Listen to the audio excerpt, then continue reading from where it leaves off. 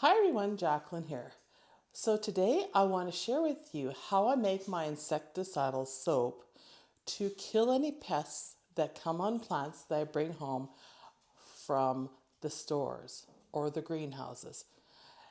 Now, when you go to these greenhouses or big box stores and you're looking to buy a house plant, you need to check them thoroughly because you want to look for things like mealybugs, gnats, and in particular spider mites.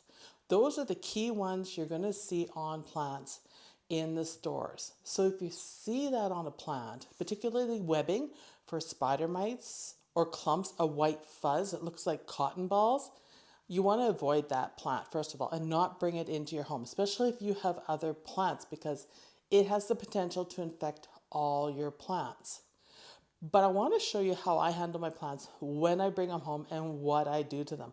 And it's just a preventive measure, but it does work. And it's a form of insecticidal soap that you can make with stuff that you have around the house. And I mean, that's key. I mean, times are tough and not everybody has the budget to be buying a bunch of chemicals. So let's do this the old fashioned way and create our own insecticide. This is a Transcantia, or otherwise called a wandering Jew plant. And this is the green-white variegation. I bought this plant on sale for $5 on the weekend. I did a short on it, and now I need to treat it because I brought it home and make sure that there's nothing on it, such as spider mites in particular, mealybug, or even gnats, on the leaves. So we're going to treat the leaves first. And how we do this is we go through the plant first of all, and we have a good look at it to see what's going on. We want to remove any damaged leaves like this that have brown on them. You can see here the tip is brown. Remove any damage, and then we want to lift up all the stems on this and go through it and see if there's anything on the back of the leaves. So the first thing I want to do is I am going to wipe my snips down with rubbing alcohol and clean the blades, because you want to make sure that you don't transfer anything to your new plant, because it very well might be just fine, but this is a preventive measure, and we're going to remove all those dead leaves. And it's just plain alcohol that I'm using, 70%, and I'm just going to wipe the blades down good. I try to wipe them after I'm done so they're clean to use every time. But for those of you that might wonder if I wipe my blades down, here it is. I just did it. Okay, we'll put the lid back on that. Whoops. So we're going to go through and we're going to take off any damaged stems. And we're going to look at them closely for anything on them. And you want to look real close at those stems, because when it comes to mealybug, they are so light colored on here that you may not even notice them. So you want to go through really close. Same with spider mites. You want to look for webbing in the plant amongst the stems. So let's just take some of these damaged leaves off first. And also I will take the odd stem off too. I'm noticing a bit of fuzz right in here with this plant. I'm just going to take the tag out so I can get at it. So I'm just going to cut things back a bit. And it's going to seem severe to you guys, but it has to be done. Anything that looks damaged has got to come out. This plant, Transcantias or wandering Jews, grow really, really fast. They will come back in no time. In fact, if you take a piece of this stem and put it in water, it will root within a week. That's how fast these plants are to come back. So you see we got some damage there on it, so we're removing that. We're going over here, we got some damaged stem. I'm just going to zero in a little bit closer so you can see some stem damage right here. So we're going to take that off, and damaged leaves. And I'm not cutting a lot, but I'm taking enough. Same with this, especially when the plants are on sale, because the plants aren't doing that great. And it's kind of like the way I treat perennials that are on sale that I buy, right? I give them that harsh pruning to help them come back good and healthy. And it works wonders. And you can do that same method with your house plants. you can see here, we've got lots of damage on this plant, so we're going to remove it. And this is the time of year when winter comes to give your plants that once over and double check them. See, if you look right there, it looks like maybe a bit of webbing. So we're going to deal with that. And I'll just take this one back. And quite honestly, rather than going through every single leaf, take off the stems. Just feel free to take off the stems on something that's a vining plant. On a plant that is not vining, then you should probably wipe down the individual leaves with some alcohol to kill it. But I have another trick for you, because cleaning leaves with alcohol is very time consuming. So if we get rid of any leaves that don't look good, and you can see now there's the odd one here that I'm just going to remove. That doesn't look great. Then I know I've done my due diligence on the plant if I've removed all those leaves. So if I see something going on, I know that there is something happening with that plant and I need to come back and treat it. All right, that looks much better. Whoops, except I broke that stem, so we'll just cut it back. There we go. All right, we're looking clean. Everything's looking good. We're checking the undersides of those stems and kind of untwisting them because it is a vining plant. Anything else I see that doesn't look good with a brown tip on it, I'll remove. Now, a lot of times the brown tips are just from dryness because these are being transported in trucks from tropical destinations to get here, and so they do see some wear and tear on them, but they can also see an infestation in those trucks that can affect all the plants, even though they're bagged up in plastic really well. All you need is one plant and a long time in a truck, and that can infect them. But the brown tips are usually from just dry air. All right, let's make our insecticidal soap. So I have here a watering can, my little houseplant watering can full of water, so that's probably about half a liter. And I have a tablespoon here because this is how I prefer to do it. So the first thing you do is you want to find a soap, and I'm using Dawn. You want to find a soap that contains glycerin because that glycerin will help stick to the plant. So you want to look at the ingredients and make sure there's glycerin in it.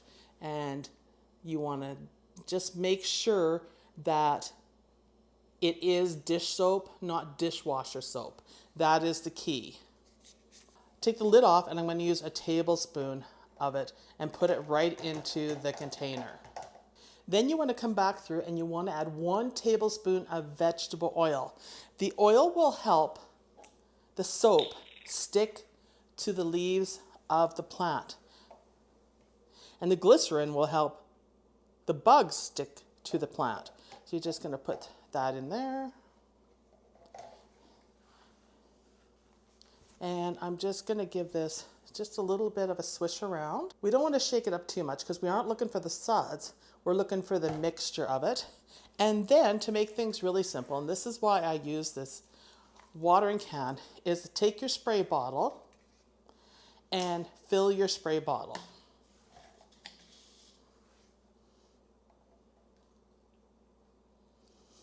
And this mixture, you want to use it all up the same day. You don't want to let it sit because you do have vegetable oil in it. So mix enough to use on your plants. And if you don't use it all that day, discard it and make a new batch the next time you want to use it on your plants. And I missed a leaf right there, so I'm just going to remove it. We want to make sure that we spray the plant really well, and so we don't want a lot of debris there. So we're going to start, I'm just going to give this a test because this is a new sprayer. That's perfect. And we're just going to go through the leaves like this. And we're going to get them. And make sure you get the undersides too. So turn your stems over or your leaves over if they're big leaf plants.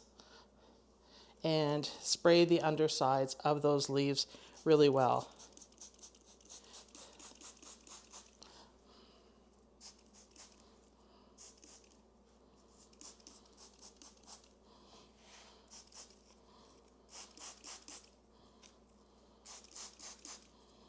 And we're getting right in there.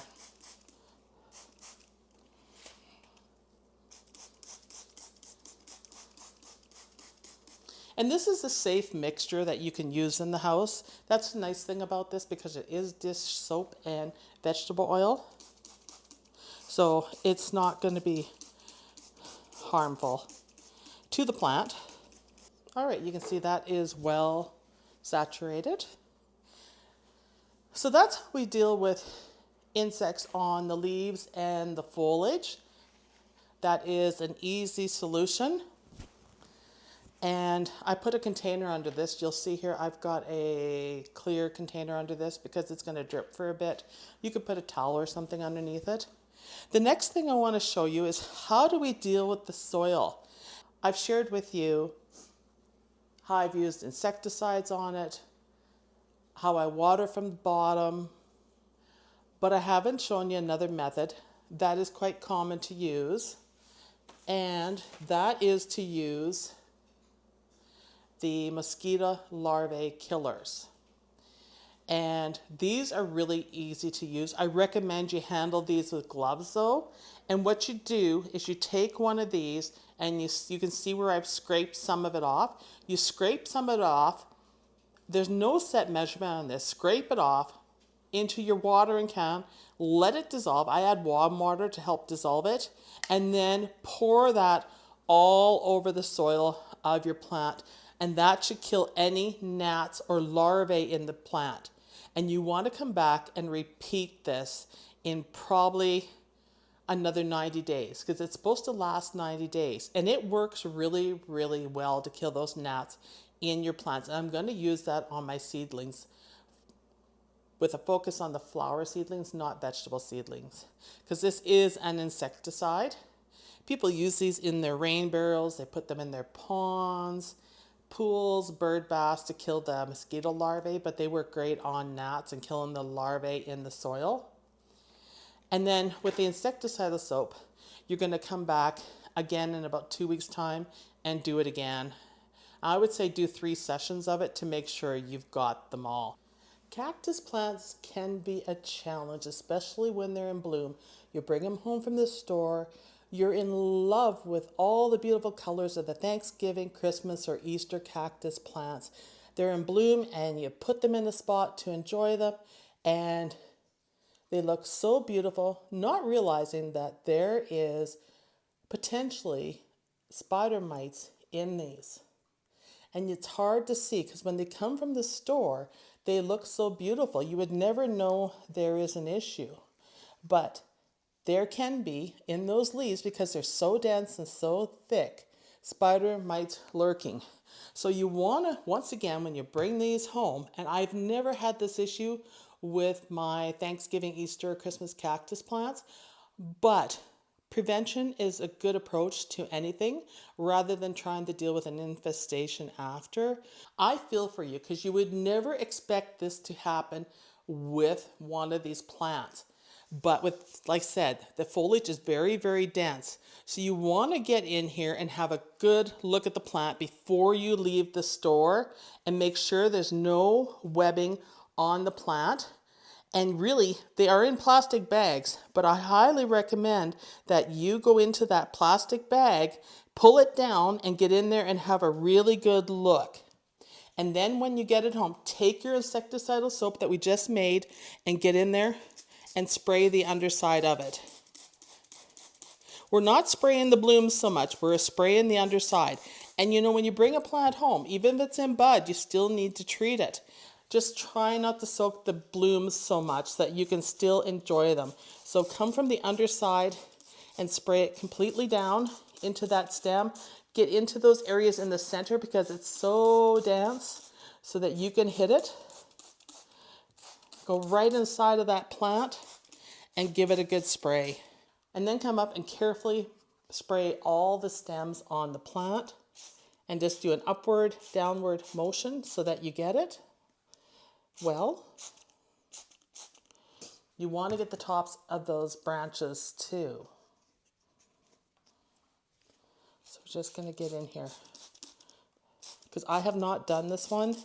And although I haven't noticed a problem, I should have done it. So we're going to do it now. And we're just going to get it all over the top. It's one thing about Dawn, it smells pretty good using it. This is very light scented, clear, that I'm using. And you don't smell the vegetable oil at all. There is no scent. So you see here, we just get there. And as it runs down the stem, it'll do its job and then come back in 2 or 3 weeks. Give it a couple more treatments just to make sure. That way we don't infest the rest of our plants.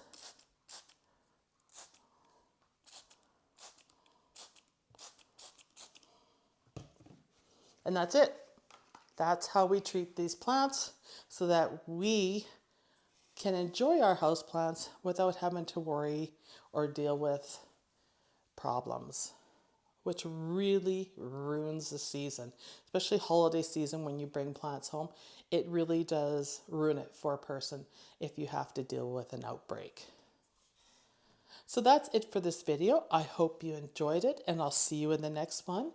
And I hope you're enjoying all the holiday plants that are out there. There's some really beautiful ones, and there's more videos coming like this, where we delve into how to care for our plants when we bring them home and how to maintain them. Bye, everybody.